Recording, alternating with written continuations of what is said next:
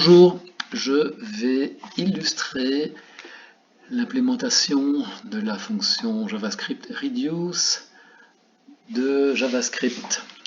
Point de départ, un objet dans mon environnement feuille de calcul qui représente 4 points dans un plan. Donc l'objet lui-même c'est 4 lignes et 2 colonnes dans la plage B18C21 que l'on voit ici.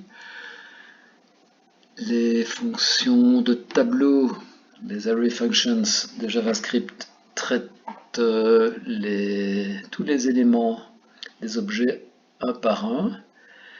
Ici, mon calcul de surface fait appel à des paires de points, donc il faudra prendre quelques précautions pour le démarrage du calcul.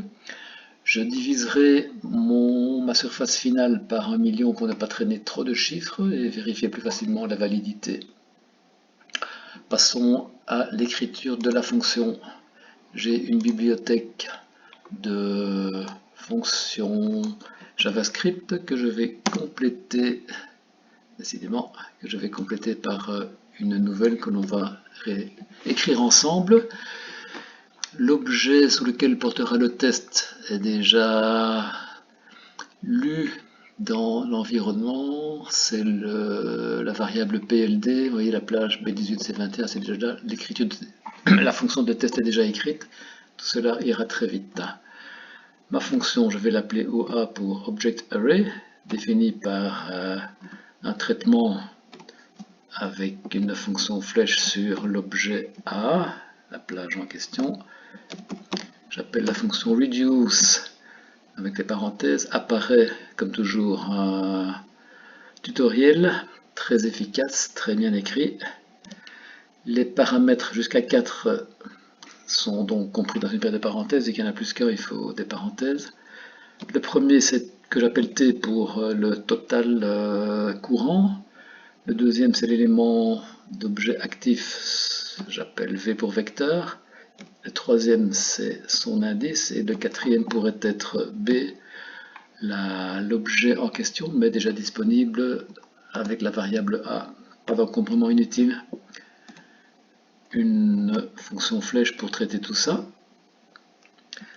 Premier élément, c'est le calcul, suivi par une virgule et la valeur initiale de la variable t, 0 pour la surface, c'est déjà un bon point de départ, je trouve. On devait diviser par 1 million, 1 suivi de 6 0. Voilà, le calcul algébrique lui-même, on avait dit qu'il fallait prendre des précautions pour la première ligne. Ceci est réalisé en invoquant la fonction conditionnelle de JavaScript sur la variable i de l'indice. Ici, la i vrai, les valeurs 1, 2 et 3, ça sera le calcul donc algébrique. T plus différence des abscisses multiplié par moyenne désordonnée,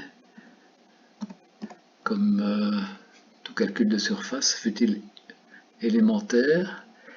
Et alors la valeur alternative en cas de booléen faux, c'est-à-dire la première valeur de i accessible après un 2 points, également nul. JavaScript se demande toujours ce qu'il y a dans les parenthèses. On remplit avec la différence des abscisses, l'élément actif V, composante x à 10, 0, par rapport à l'élément correspondant de la ligne précédente, indice i moins 1, composant x indice 0, multiplié par la moyenne divisé par 2 des ordonnées, v accessible par la valeur a de l'indice, plus a, la ligne précédente, i moins 1, et composante y, indice 1. Le tour est joué.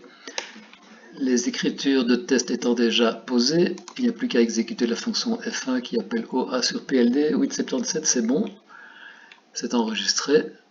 On va faire un autre test Vous voyez qu'ici j'ai déjà 877 par l'appel de OA sur la plage B18C21 depuis l'environnement feuille de calcul. Ceci est remarquable et non trivial.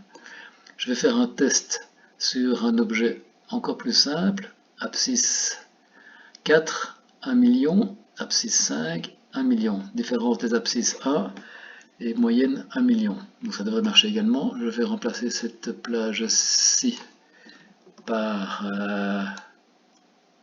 celle-là. Exécution, chargement.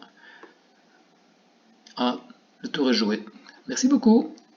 La suite à la prochaine vidéo.